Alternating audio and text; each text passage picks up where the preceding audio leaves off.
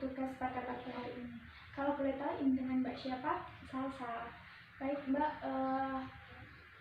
ada yang bisa saya bantu Mbak? Di sini saya ingin melakukan pemeriksaan tes HIV Mbak. Baik Mbak, sebelumnya Mbaknya sudah pernah melakukan pemeriksaan tes HIV atau belum Mbak? Belum. Kalau boleh saya tahu Mbaknya sudah pernah menikah atau saat ini sedang menikah? Saya sudah menikah. Baik Mbak, kalau boleh saya tahu kenapa Mbaknya ingin melakukan pemeriksaan tes HIV? Apakah sebelumnya Mbaknya pernah melakukan hal-hal yang berisiko Mbak?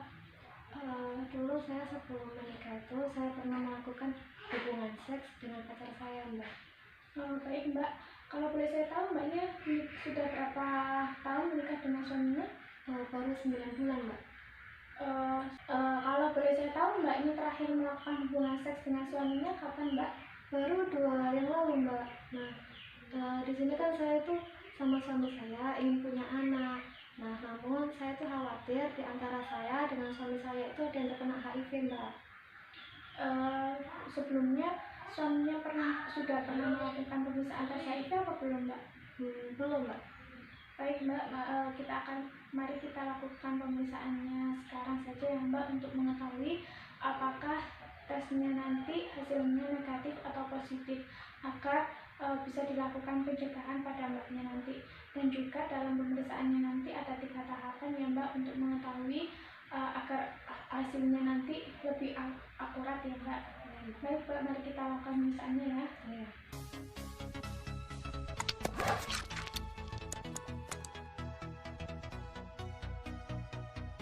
Baik Mbak, dari hasil pemeriksaan tadi ditemukan hasilnya itu non-reaktif atau negatif, di mana di dalam darah Mbaknya ini tidak terdapat virus HIV. Namun nanti bila Mbaknya merasa berisiko, Mbaknya bisa melakukan pemeriksaan ulang, karena kan dalam periode jendela ini yaitu di mana pemantauannya mulai 1 bulan pertama sampai 1 bulan ketiga. Jadi nanti Mbaknya apabila merasa berisiko terkena HIV, maka Mbaknya bisa melakukan pemeriksaan ulang agar ditemukan hasil yang lebih efektif. Apa yang harus saya lakukan agar saya tidak terkena HIV Mbak? Baik Mbak, untuk penularan HIV nanti sebenarnya untuk penularan HIV yaitu melalui yang pertama yaitu melakukan hubungan seks secara bergantian, itu bisa menimbulkan risiko terjadinya HIV. Kemudian yang kedua yaitu kontak cairan, yaitu cairan darah, cairan sperma ataupun cairan vagina.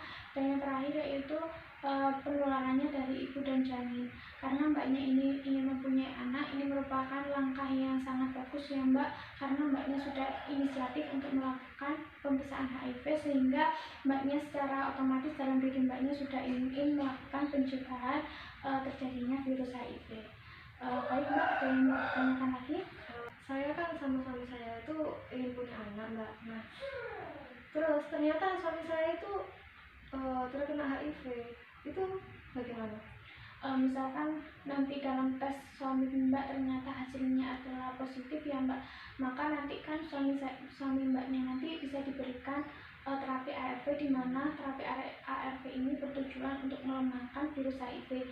Nah, ketika nanti mau melakukan hubungan seks, maka cari titik ketika virus dalam tubuh suami Mbak itu ketika melemah. Nah, saat itulah saat terbaik untuk melakukan hubungan seks, dan disitulah tidak akan terjadi penularan HIV pada Mbaknya. Misalkan nanti suami Mbak atau Mbaknya ingin melakukan hubungan seks tapi tidak ingin mempunyai anak, hanya ingin memenuhi nafsu, maka bisa dilakukan dengan seks aman, yaitu dengan cara menggunakan kondom Mbak, agar tidak terjadi penularan pada Mbaknya nanti Mbak. Baik Mbak, ada yang mau tanyakan lagi? Sudah cukup Mbak. Baik Mbak, terima kasih atas kerjasamanya. Semoga Mbaknya dan suaminya tidak terkena HIV ya, bebas dari virus HIV, sehingga keluarganya sehat semua. Terima kasih Mbak. Selamat pagi.